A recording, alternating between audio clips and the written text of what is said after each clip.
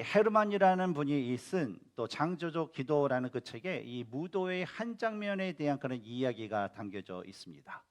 이 무도의 그 주인공은 결혼식을 며칠 앞둔 미모의 그 처녀로 프랑스 리옹의 거부인 비단 상인의 그런 딸이었다라고 합니다.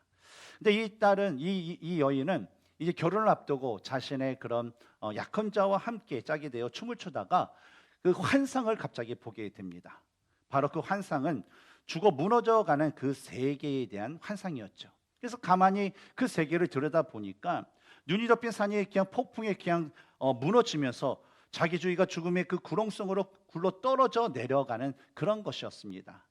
바로 기도로 지탱되어야 할 그 세계가 기도하는 사람이 없기 때문에 무너져 내리고 있었던 것이었죠.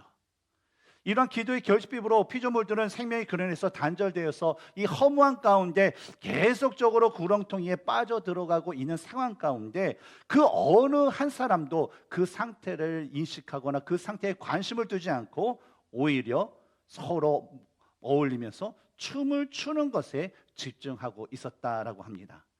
근데 그런 와중에 이 여인은 그 환상에서 깨어나게 됩니다. 그러고 나서 무엇을 결심했든지 자기와 손을 잡고 춤을 추고 있었던 그 사람의 팔을 이제 뿌리치고 나서 그 자리를 떠나게 돼요. 그리고 나서 선언을 합니다. 저는 이제 결혼을 하지 않겠습니다. 그러고 나서 수녀원으로 들어가서 기도의 결핍으로 죽어가는 그 생애를 위해서 자신이 중보 기도를 하면서 자신의 남은 인생을 드리겠습니다라고 선언을 하게 되었다라고 합니다. 이것이 그 이야기의 중심적인 내용입니다. 여러분, 오늘날 우리가 살아가는 이 세상을 보면 여러분이 생각하기에 이 세상은 어떻게 지탱되는 것 같습니까? 아니, 그것뿐만 아니라 그냥 뭐 세계를 뭐 말할 거 필요 없이 그냥 나의 개인적인 삶, 또 우리 가정, 또 우리가 있는 직장, 뭐 내가 연관된 모든 이 사회 구조물들은 과연 어떻게 지탱되고 있을까라고 여러분 생각을 하십니까? 혹시 뭐 물질로도 뭐 지탱이 될 수 있을 것도 같고, 어떤 뭐 힘이나 어떤 조직이나 어떤 영향력이 있고 뭐 능력 있는 그 사람들에 의해서 뭐 지탱될 수 있다라고 생각을 하실 것입니다. 근데 저는 이런 질문 가운데 과연 이 세상은 어떻게 지탱되고 있을까?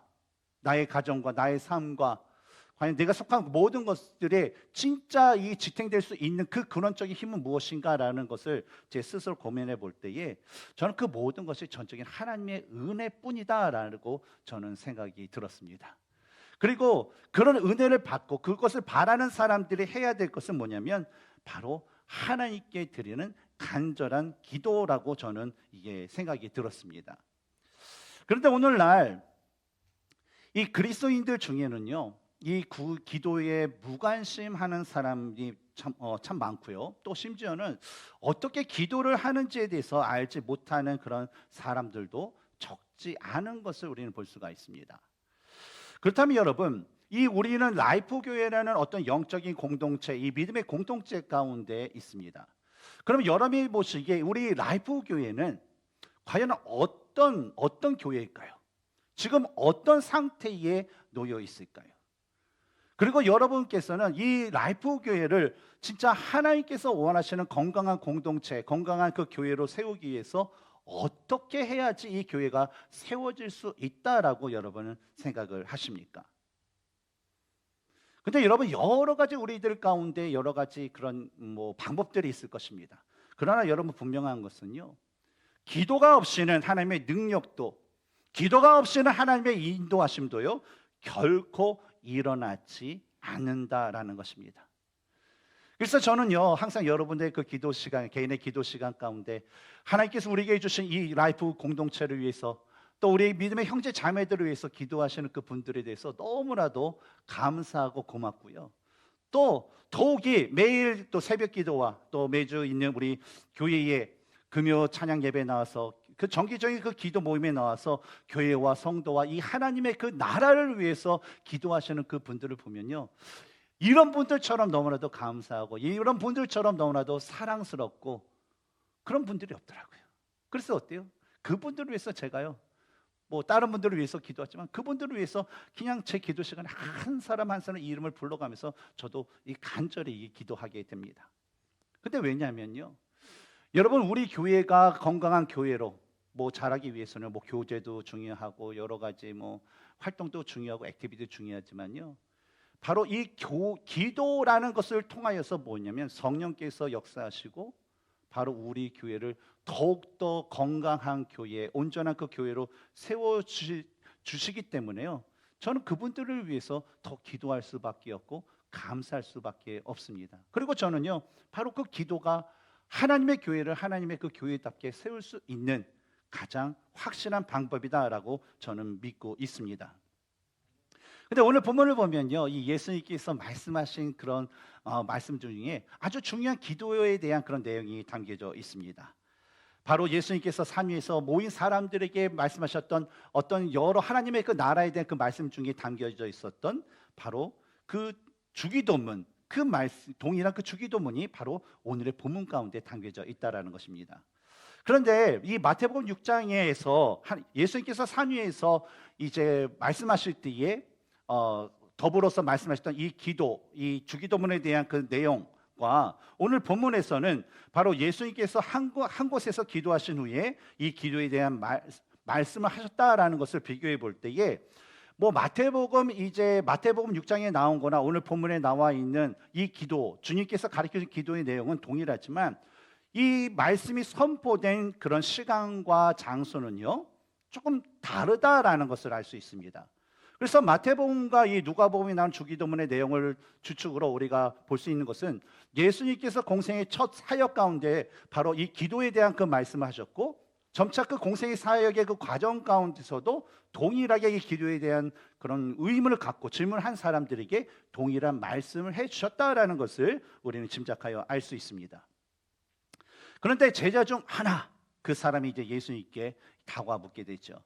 근데 이 제자 중 하나라는 것은 원어상 그의 제자 중에 어떠니, 그러니까 예수님의 제자 중에 어떤 한 사람이라는 그런 의미를 가지고 있죠.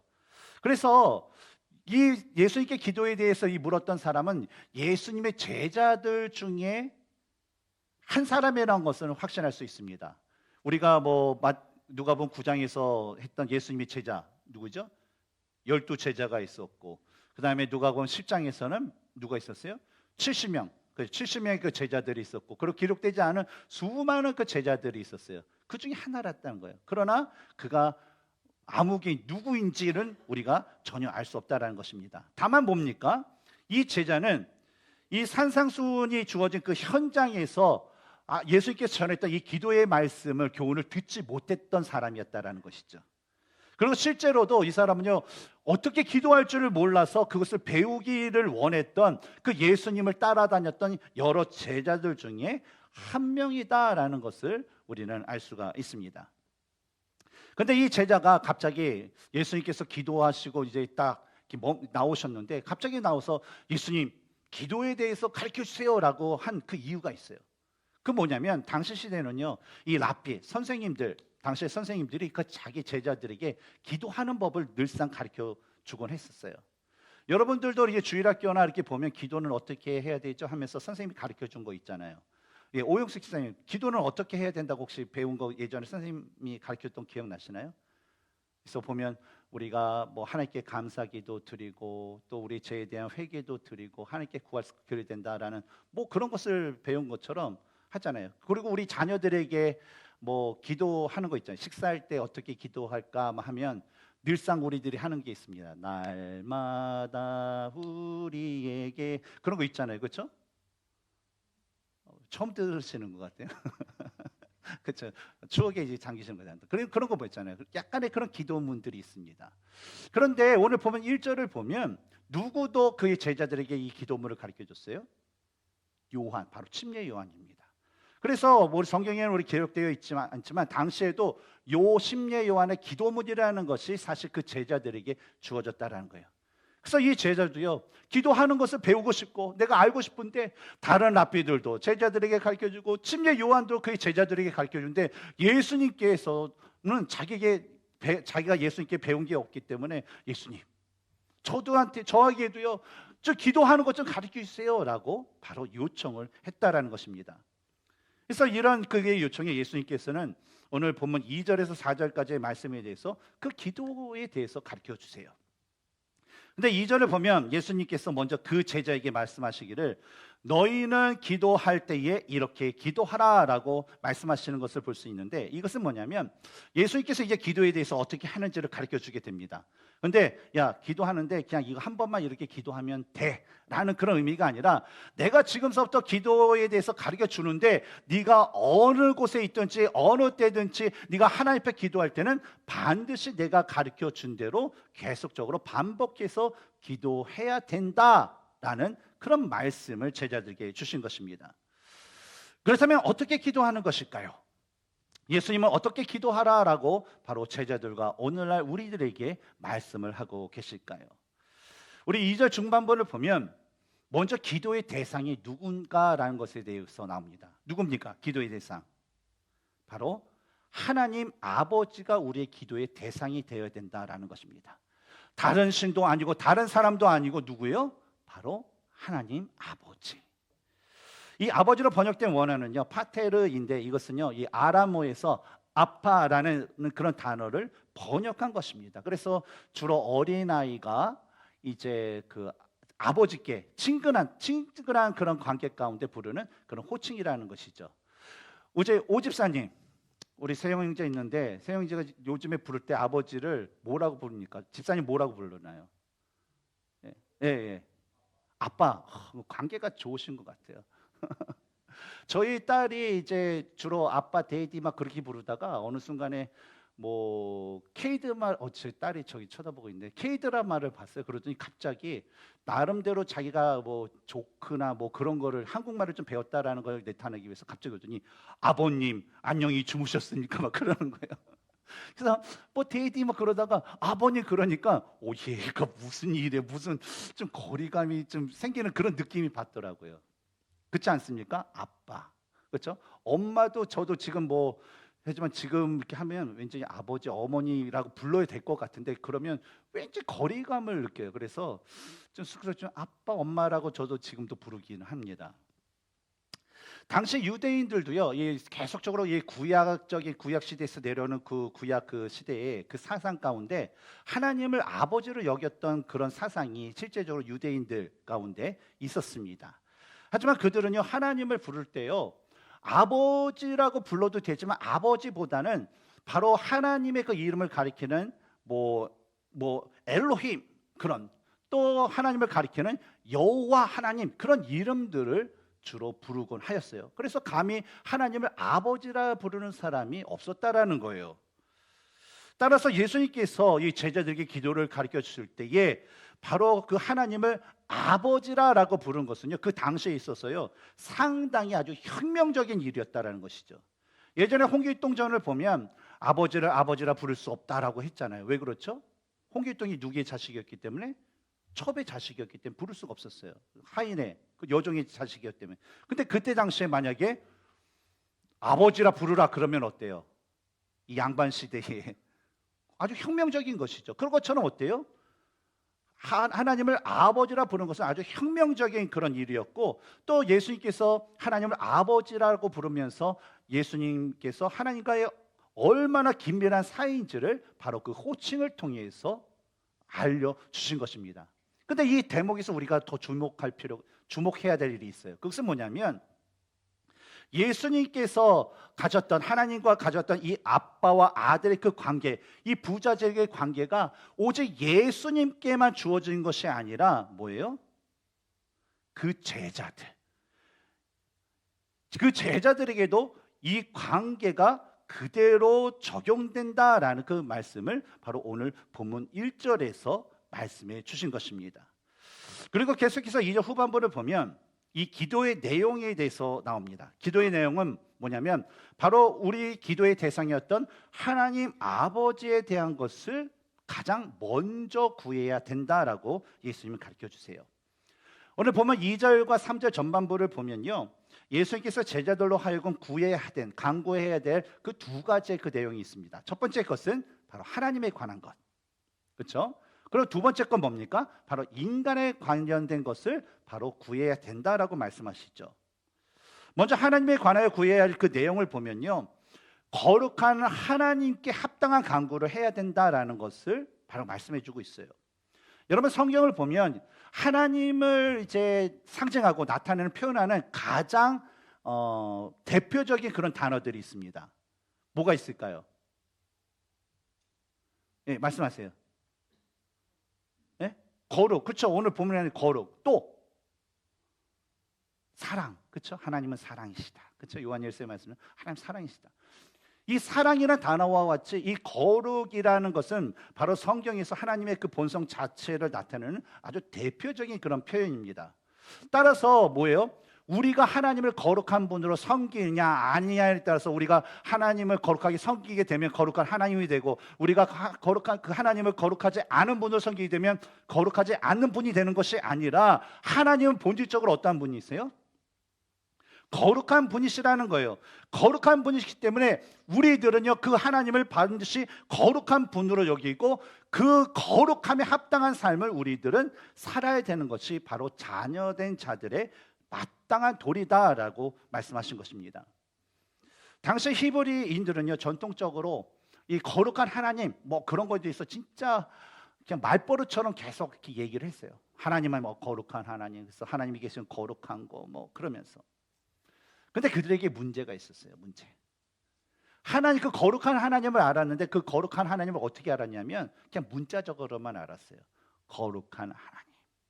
그래서 그 하나님의 그 거룩함을 지키기 위해서 했던 것들이 뭐예요? 하나님의 이름을 감히 말로 이렇게 표현하지 않습니다. 그리고 만약에 어떤 성경을 자기가 이렇게 이렇게 옆에다가 다시 이제 복사본을 만들 때 만약에 엘로힘, 뭐 야훼, 뭐 하나님 그 이름이 나오면 어때요? 가서 뭐 샤워를 전체적으로 목욕을 하고 거룩한 상태로 다시 그 하나님의 이름을 쓰고 하면서 그냥 거룩한 그 이름 자체만을 거룩하게 여겼을 뿐이라는 것입니다. 그러다 보니까 어때요? 그들의 일상을 보면 말은 거룩해요. 말은 거룩한 하나님을 외치면서 왠지 거룩한 사람처럼 보이는 그 경건의 그 모양은 있었지만, 그들의 진짜 삶에서는요, 하나님의 그 거룩함에 합당한 삶을 살아야 하는 그 경건의 능력은 그들에게 전혀 없었다라는 것입니다.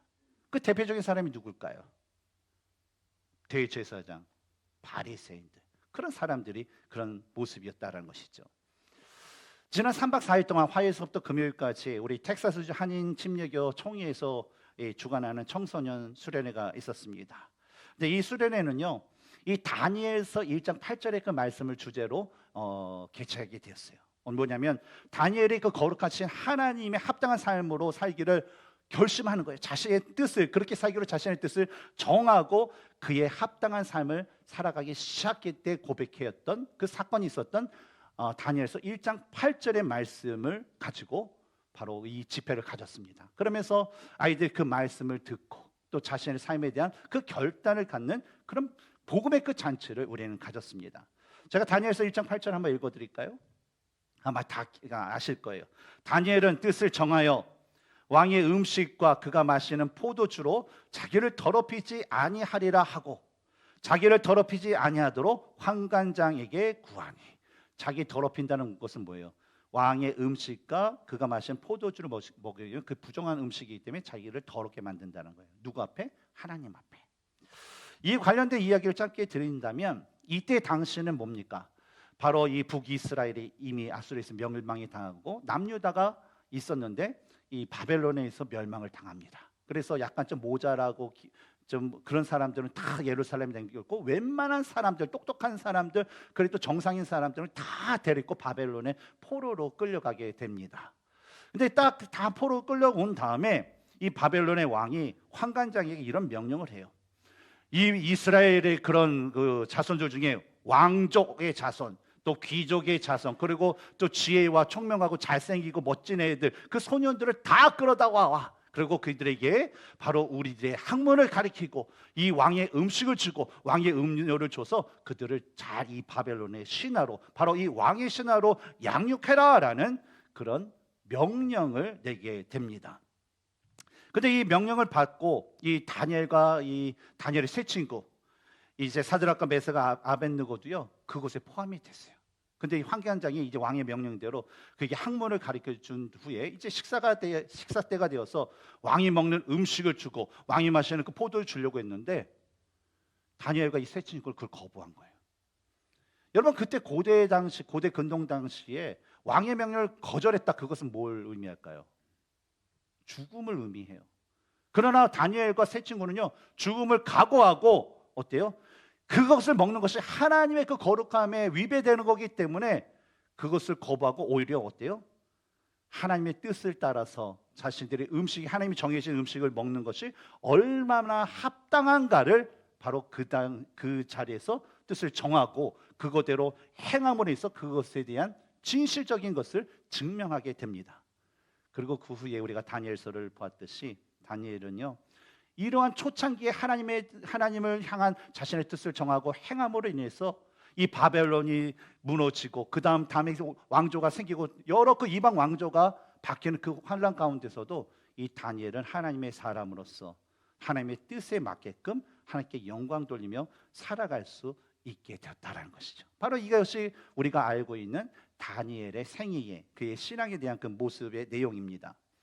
근데 이번 유스 리트리트에서는요 뭐 새로운 뭐 교회도 있고 작년에도 왔던 교회도 있지만 한 18교회 또 아까 말씀드린 채로 한 182명의 청소년들과 어른들이 모였습니다. 여기에 우리 두 어머니 우리 이은영 집사님하고 우리 줄리 자매님도 같이 이렇게 같이 참석을 하셨고 뭐 저도 그 뭐 디렉터로 있기 때문에 뭐 이것저것 하면서 정신없이 이렇게 지냈는데 이 모든 182명이 모여서 다니엘의 뜻을 정한 그 삶에 대한 그 메시지를요 오전과 오후 거의 뭐 말씀 시간 대충 뭐 1시간 반 정도 되는 것 같아요. 많이 오버도 되겠지만 오전과 오후 매일 오전과 오후에서 총 5번의 그런 말씀을 들으면서 바벨론과 같은 오늘날 이 세상에서 다니엘처럼 우리가 하나님의 자녀로서 하나님께 합당한 뜻을 어떻게 정하고 어떻게 우리가 살아가야 될지에 대해서 성령 하나님을 의지하면서 자신의 지나온 그런 잘못된 삶을 회개하고 또 앞으로는 내가 다니엘처럼 이 세상에서 하나님께 맞는 그런 삶을 살기 위해서 뜻을 정하면서 결단하는 그런 시간을 가졌습니다. 근데 그 시간에 대해서 이게 딱 보니까 우리 교회 학생들도 한 20명 정도 이렇게 부모님들 제외하고 20명 정도 이렇게 갔는데 한 9명 아이들이 결단을 했대요. 9명 아이들이 나와서 저도 다니엘처럼 이 세상에서 세상의 뜻이 아니라 바로 하나님께서 원하시는 그 삶을 살기 위해서 제가 뜻을 정합니다. 그리고 앞으로 저도 그 뜻대로 하나님 원하신 대로 살아가겠습니다라는 그 결단을 한 아이들이 9명이 됐다라고 합니다. 우리 교회만요. 그렇다면 여러분 이런 결단이 있고 이런 열매가 있을 때 우리 믿음의 공동체 우리들은 어떻게 해야 될까요? 여러분은 그들을 위해서 뭘 해주시기를 원하십니까? 피자 한 판 더 사주면 좋을까요? 아니면 수고했다고 할까요? 여러분 그것도 좋아요. 그러나 더 중요한 것은 뭐냐면 이 아이들이 자신들이 하나님께 향하여 정한 그 뜻을 계속적으로 잃어버리지 않고 그들이 그의 일생을 살아갈 수 있도록 그들을 위해서 중보 기도해 주셔야 돼요. 여러분 기도 때마다 우리 유스 아이들이 하나님 이 아이들이 하나님의 말씀대로 살아갈 수 있도록 도와주세요. 힘들지라도 성령 하나님 도와주세요. 보호해 주세요. 라는 기도를 할 수 있는 우리 라이프교회 성도님들이 되시기를 주님의 이름으로 축원합니다. 아멘. 오늘 많은 사람들은요 하나님의 이름과 하나님에 관하여는 참 잘 알고 있는 것 같아요. 마치 뭐 이스라엘 백성들이 여호와 하나님에 대해서 잘 알고 있었던 것처럼 말이죠. 그런데요 아쉬운 것은 뭐냐면요 많은 사람들이 하나님에 관하여는 알고 있는데 하나님을 잘 알지 못한다는 거예요. 이해가 되시나요? 여러분들이 저와 개인적인 교제가 없잖아요. 이게 강대상에서만 여러분 제가 듣는 이런 교제만 하면요 신영호 목사에 관해서는 알 수 있어요. 뭐 이름이 어떻게 생겼고 뭐 말투가 어떻고 뭐 그런 거. 그런데요 저와 1대1 그 관계가 교제가 없으면 신영호 목사를 알 수가 없어요. 이해가 되십니까? 여러분이 자녀와 부모의 관계에서도요 여러분이 자녀와의 그 대화의 시간을 갖지 않으면요 자녀들이 여러분을 부모라는 것에 대해서는 알고 있어요. 근데 내 아빠가 어떤 아빠인지 몰라요. 내 엄마가 어떤 엄마인지 몰라요. 근데 오늘날 많은 사람은 하나님은 알지만 하나님 관하여는 알지만 하나님을 알지 못하고 있다는 것입니다. 근데 그 결과가 뭡니까? 적지 않은 그리스도인들이요 자신의 삶과 가정과 교회에서 하나님의 나라를 이루며 살아가야 되는데 그런 삶에 대해서 계속 실패한다라는 거예요. 단편적인 얘기로 삶이 풍족해지고 안정이 되면요, 좀 하나님을 더욱더 믿고 예수님을 잘 믿을 것 같은데요, 그냥 그렇게 되면 그냥 대마처럼 세상에 져서 떠나가는 사람이 많아요. 때로는 이제 여러 가지 기도 제목으로 하잖아요. 목사님, 우리 비즈니스를 이제 시작합니다. 목사님, 이제 취업을 합니다. 목사님, 이제 대학 입시를 했습니다. 좀 잘 들어가게끔 해주세요. 기도를 해요. 그럼 열심히 기도합니다. 기도합니다. 근데 그게 딱 이루어졌어요. 근데 이루어졌는데 이루어진 순간서부터 교회에 더 게을리하고 신앙생활을 안 한다면 어떨까요? 진짜 그런 사람들이 있어요. 그러면 앞으로 저는 고민입니다. 이걸 기도를 해줘야 돼요? 아니면 더욱더 신앙생활을 할 수 있게끔 그냥 냅둬야 돼요? 어떻게 해야 되는 게 좋을까요? 근데 오늘날 그런 사람들이 많아요.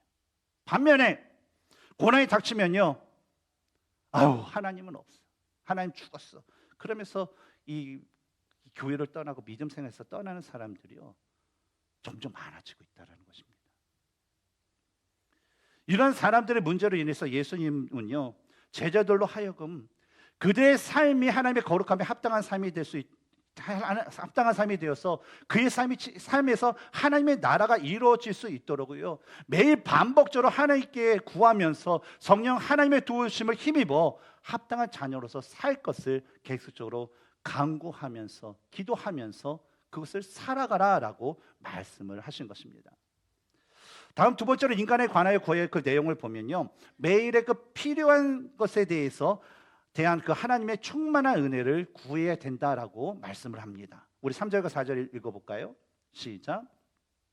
우리에게 날마다 일용할 양식을 주시옵고 우리가 우리에게 죄지은 모든 사람을 용서하오니 우리 죄도 사하여 주시옵고 우리를 시험에 들지 하게 마시옵소서 하라. 먼저 예수님께서 제자들에게 말씀하신 인간에 대한 그 기도의 내용을 보면요, 이 모든 것들이 바로 하나님과의 그 관계 안에서 이루어질 수 있는 것임을 우리는 알 수가 있습니다. 우리가 금요일마다 저와 함께 나누는 하나님을 경험하는 삶에 보면 하나님을 경험하기 위해서 어떤 관계를 유지한다라고 나눴나요? 바로 하나님과의 그 사랑의 관계입니다. 사랑의 관계, 아주 친밀한 관계. 마찬가지로 하나님께서 우리에게 얘기하는 어떤 일용한 양식에 대한 것은, 필요에 대한 것은 뭐냐면 바로 그 관계 가운데 주실 수 있는 그 모든 것들을 얘기합니다. 마치 예수님께서 오늘 본문 10절부터 13절까지의 그 말씀에서 아버지가 자기 자녀에게 행했던 것처럼 뭐예요? 하나님의 자녀된 자들은요, 바로 아버지 되신 그분께 날마다 필요한 것을 구해야 되고, 또는 아버지의 뜻에 합당하지 않는 그 죄에 대해서, 죄를 지은 것에 대해서 용서를 구하고, 또 어떤 온갖 유혹으로부터 자신을 지켜주실 것에 대해서 하나님께 간구해야 된다라는 것입니다. 그럼 누가 주세요? 하나님께서 주신다는 것이죠. 여러분, 자식을 키우다 보면요, 어린 자녀가 이 부모님께 땡깡 부리는 그것을 이렇게 경험하게 됩니다. 그렇죠? 이중혁 집사님 아까 1부 때 점잖게 멋있잖아요. 근데 한 살 때 이옥선 집사님 생각나세요? 한 살 때 땡깡 부렸나요? 안 부렸나요? 부렸죠. 그 점잖은 우리 집사님도 땡깡을 부렸어요. 일반적으로 이 어린 자녀를 아기를 낳고 이렇게 하면 뭐 첫째 얘기입니다. 애가 한 살 정도는 걸어 다녀요. 그래 그때서 뭘 갖고 놀죠? 장난감을 갖고 놉니다. 기억나시죠? 그 귀엽고, 그렇죠? 이렇게 물어주고 싶고 이렇게 해준 그 애기들. 근데 이 자녀들 그때 첫째를 키우게 되면요, 이 쇼핑을 갈 때마다 어느 곳에 갈 때마다 항상 아이를 위해서 들리는 그런 섹션이 있어요. 어디죠? 장난감 코너. 왜 그 장난감 코너에 갔죠? 뭘 사주려고 갈 때도 있지만 그냥 아이가 그것을 보고 보여주고 싶고 아이가 장난감 좋아하니까 그냥 부모님들은, 특히 엄마들은 이렇게 무식적으로 데리고 갑니다. 그리고 봐라 그러면서 놀게 하죠. 그런데 한 가지 이게 초보 엄마 아빠들이 미처 알지 못하는 것이 있는데 뭐냐면, 아기들도요, 자기가 좋아하는 그런 것들이 마음에 꽉 꽂히면요, 그것을 꼭 갖고 싶은 그런 욕망이 그 어린아이에게 있다라는 거예요.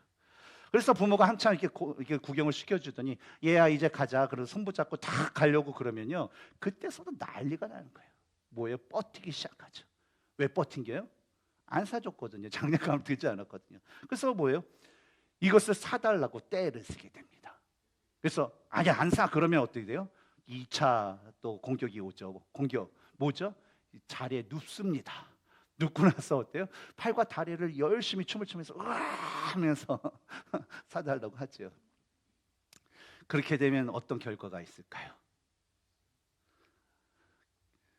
마치 뭐 부모에게 뭐 맡겨놓은 것도 없는데 이 아이들은 그냥 사달라고 안 사주는 엄마가 나쁘다고 그러면서 막 울고 부는데 결국 일반적인 그런 부모님들은요 얘 딱 가져라 그러면서 이 장난감을 사주죠. 그럼 애가 언제 울었는지 모르게 이렇게 하고서 웃으면서 엄마를 따라서 이 그로서리를 나가게 되죠. 근데 보면 바로 부모들은요 바로 그 자녀에게 자기가 줄 수 있는 것을 주는 그런 특성이 있어요.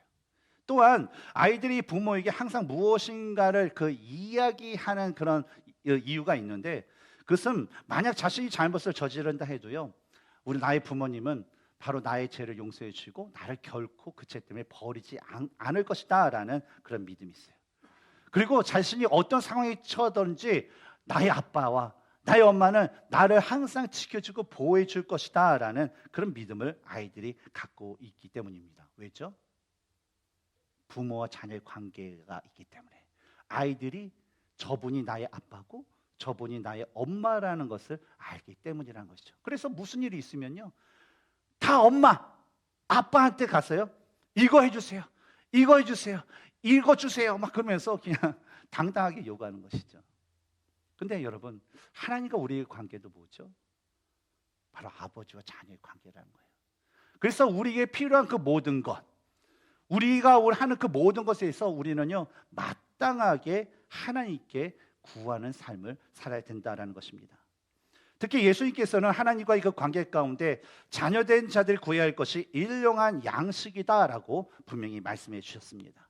뭐 여기서 말하는 뭐 일용한 양식이라는 것은 우리가 하루의 삶을 살아갈 때에 필요한 모든 것이죠. 뭐 음식도 되고 돈도 그렇고 옷도 그렇고 뭐 차도 그렇고 휘발유도 그렇고 뭐 필요한 거 모든 것 그것을 얘기하죠.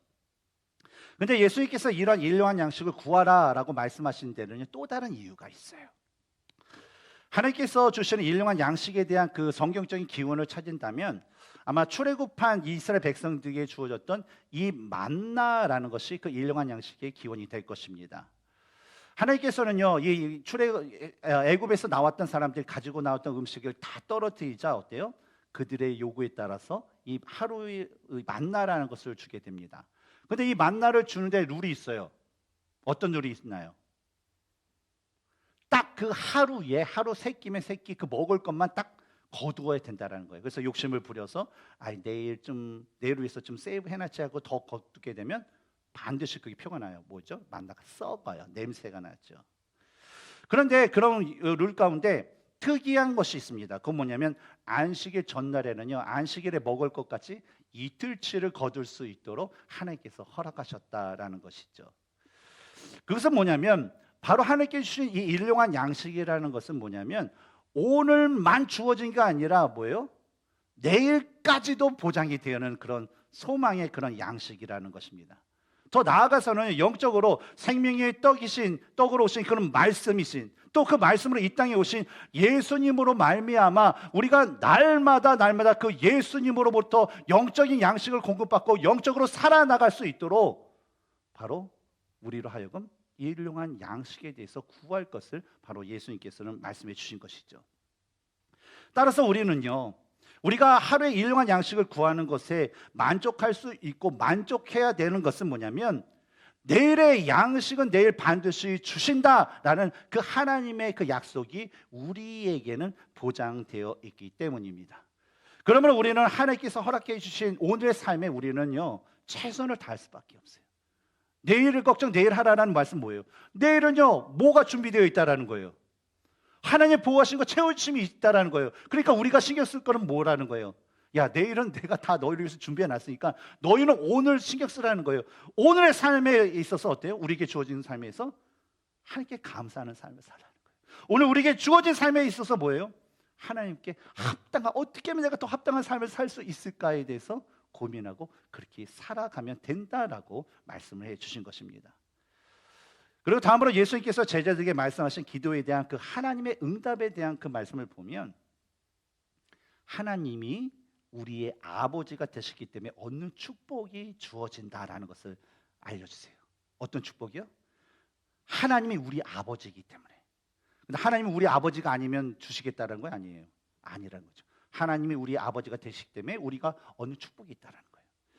5절부터 7절의 그 말씀을 보면 밤중에 찾아온 친구의 비유에 대한 말씀이 나옵니다. 그 내용을 살펴보면 이 어느 날 이제 밤중에 여행 중이었던 그 친구가 갑자기 찾아오게 됩니다.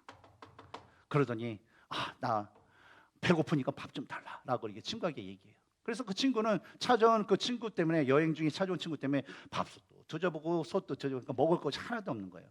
그래서 어때요? 이웃집에 사는 그 다른 친구에게 가서 떡 3덩어리를 좀 구워다가 대접하고자 하였습니다.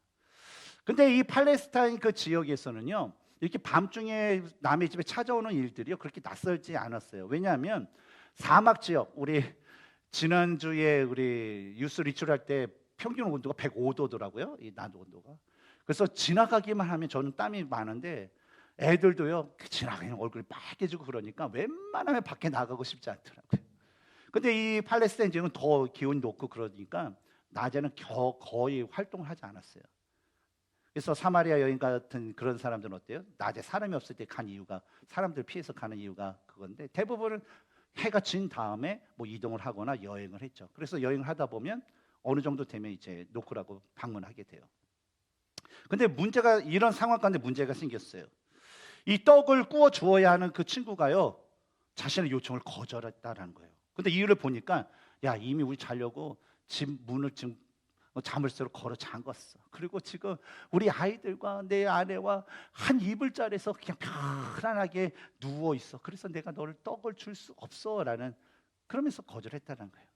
다시 말하면 구워줄 떡이 있어요. 떡이 있지만 그 떡을 주기 위해서 자신이 일어나면 이불이 어때요? 같이 한 이불인데 확 하면 애들도 깨고 애들 깨면 또 울고 또 옆에서 자는 와이프는 왜 밤에 뭐 하냐고 또 하고 또 일어나면 불도 켜야 되고 하면서 여러 가지 그 일들 자신이 해야 될 그 모든 일들이 너무나도 귀찮고 피곤했기 때문에 그 요청을 거절했다라는 것이죠.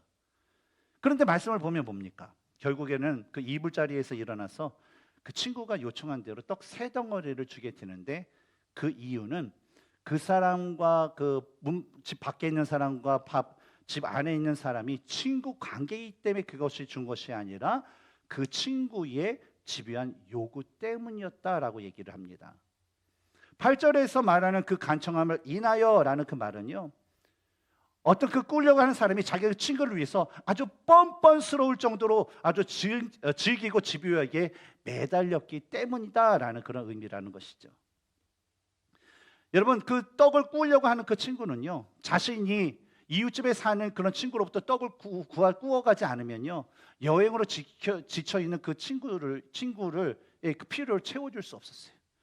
그리고 배고픔에 지친 그 사람을 내가 먹을 것이 없어 대접을 못하면요 그것은 유대의 그 전통에 있어서는요 아주 어긋나는 아주 무리한 그런 일이었습니다. 그래서 이 친구는 그 떡을 어떻게든 구워다가 배고픈 이 여행 중에 온 이 친구를 먹이기 위해서요 그 잠자고 있는 그 친구로부터 당할 그 거절에 대한 그 두려움, 그리고 그 밤 늦게 밖에서 문 좀 열어줘, 떡 3덩어리만 줘, 제발 일어나서 줘 하면서 하면 옆에 집사람이 뭐라고 할까요? 누구야 형씨 떡 좀 줘, 잠 좀 잡시다, 도대체 뭐 하는 거야? 그러면서 어때요? 이웃 사람들로부터 당하는 어떤 부끄러움과 창피함 그런 것이 있다는 거죠. 근데 이 사람은 그 친구를 위해서 그 모든 수고를 기꺼이 감내했다라는 거예요. 아주 찔기게, 아주 끈질기게. 그 결과 어때요? 집에 쓰는 친구는요 더 이상 집 밖에서 요구하는 그 친구의 요청을 거절할 수 없었죠. 그런데 이런 사건에 있어 어떤 한 주석가는 이런 얘기를 했어요. 우정으로도 해결할 수 없는 어려운 일을 부끄러움을 모르는 간청으로 해결하였다. 예수님께서는요 이러한 기도의 대상 또 기도의 그 내용에 대해 말씀해 주시면서요 하나님의 응답은요 그냥 관계만 믿고 바라는 것이 아니라 바로 간절함을 아주 끈질기게 구하는 자에게 주시는 하나님의 약속이다라는 것을 말씀해 주십니다. 그리고 하나님의 응답은요, 단순히 구하는 것만을 주시는 것이 아니라 바로 그보다도, 구한 것보다도 더 우리에게 필요한 것을 하나님께서 알아서 주시는 분이시다라는 것을 말씀해 주시죠. 그래서 마태복음에 나와 있는 어떤 그런 구하는 것, 또 오늘 누가복음에 구하는 것은 뭐예요? 바로 사람들은 구하는 것만 줘도 감사한데 하나님은 그 사람에게 가장 필요한, 오늘 본문에서는 13절에서는 성령을 주신다라고 같이 말씀을 하신 것입니다. 어느 날 한 증기선이 이제 뉴포드랜드를 지나가고 있었다고 합니다. 근데 그날은 수요일이었는데 이 바다에는 안개가 많이 끼어서 이 배가 거의 움직이지 못하고 있었다고 합니다. 그런데 이 상황 가운데 어떤 한 손님이 이 선장을 찾아왔어요. 그러고서 선장님, 저는요 토요일 오후까지 퀘벡에 꼭 도착해야 됩니다. 그런데 그 곳까지 토요일까지 도착할 수 있을까요? 라고 물었어요. 그랬더니 선장이요, 아니요, 불가능합니다. 그러자 이 성객은요, 저는요 평생 동안 약속을 한 번도 어긴 일이 없습니다. 정말 불가능한가요? 라고 되묻게 돼요. 그랬더니 이 선장은요, 선생님, 저도 도와드리고 싶지만요, 진짜 어떻게 제가 해야 될지 제가 할 수 있는 그런 것이 지금은 아무것도 없습니다 라고 대답을 해요. 그러자 성객은 이런 얘기를 합니다. 그럼 선장님, 그러면요 우리 함께 기도해요 하면서 기도를 하자라는 그런 아주 뜬금없는 말을 선장에게 했다고 합니다. 근데 선장은 이와 같은 상황에서 난데없이 기도하자라는 이 사람을 보면서 좀 이상한 이런 사람이 있어, 좀 이상한 사람이네라고 여겼다고 해요. 그러면서 그 선장이 성객에게 이렇게 얘기했습니다. 여보세요, 당신은 눈이 없습니까? 지금 바다에 이렇게 짙은 안개가 끼어 있는 거 여러분 보이지 않으세요? 도대체 무슨 소리를 하는 거예요? 라고 얘기했대요. 그러자 그 성객은요 다음과 같은 얘기를 했대요. 선장님, 제 눈은요 안개가 얼마나 짙게 끼었는가라는 것을 보는 것이 아니라 내 생을 움직이시는 하나님이 계신, 살아계신 그 하나님을 저는 바라보고 있습니다 라고 말한 후에 기도를 시작했다고 합니다. 하나님, 당신의 뜻에 합당하다면 이 안개를요 5분 만에 좀 걷어주세요. 하나님이 저를 위해서 만들어 놓으신 퀘벡에서의 그 약속을 아시지 않습니까? 바로 돌아오는 토요일입니다. 저는 그것이 하나님의 뜻인 줄 믿습니다. 하나님, 안개를 걷어주세요. 근데 그 성객이 기도를 마치자 아주 놀라운 일이 생기게 되었습니다. 바로 짙은 안개가 서서히 걷히게 되었다는 것이죠. 근데 알고 보니까 이 성객은요 교회 그 집회를 위해 퀘벡으로 가던 중이었던 기도의 사랑, 고아의 아버지라고 불렸던 5만 번의 기도의 응답을 받았던 조지 뮬러 목사님이셨습니다. 이와 같이 하나님께 구하고 부르짖은 기도에는요 어떤 때와 장소를 가리지 않고 응답하시는 하나님의 은혜가 분명히 있습니다. 우리가 구하는 것보다 더 풍성하게 채워주시는 하나님의 은혜가 분명히 있습니다. 그러나 과거와 비교하면요 이런 기도의 능력, 이런 기도의 그런 경험을 소유한 자들은요 많은 교회에서 점점 줄어들고 있다는 것이죠. 왜 그럴까요? 오늘 우리가 설교 초반에서 우리가 봤듯이 하나님을 하나님으로 아는 사람을 많아요.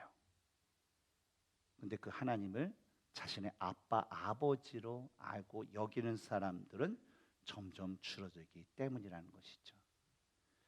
그래서 평상시에는 하나님께 기도하면서 자신의 필요를 구하지만 무슨 일만 생기면 그 아빠, 아버지 대신 그 하나님께 하나님, 아버지 좀 도와주세요라고 간구하는 것이 아니라 주위에 있는 사람, 나에게 좀 도움 줄 수 있는 사람을 찾고, 우리가 드라마에서 보듯이 갑자기 부처님도 찾고 마음에도 찾고 천주님도 찾고 하여튼 잡신들을 이렇게 누군가는 도와주시기 하면서 그런 행동을 보이게 된다라는 것이죠.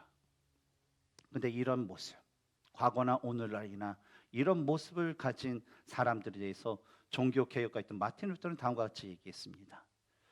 이런 주님의 참된 기도 정신을 망각한 많은 사람들로 인해서 주의 기도가 최대의 순교자가 되었다.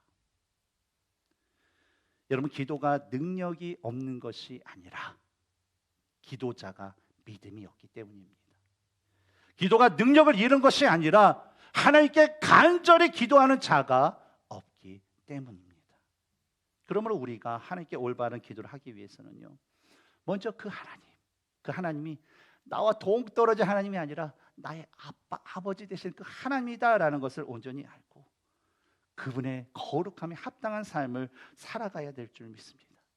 그리고 이와 더불어서 우리 삶에 필요한 모든 것을 바로 그 아빠, 아버지 하나님께 구하고, 우리의 어떤 그 보호하심과 인도하심에 대해서 다른 사람들이 아닌, 다른 신이 아닌 바로 아빠, 아버지 되신 그 하나님께 구하면서 우리는 우리에게 주어진 삶을 살아가야 될 것입니다. 사랑하는 성도 여러분 하나님을 아십니까? 그러면 하나님이 원하시는 그 방법대로 여러분의 삶의 그 뜻을 정하시기 바랍니다.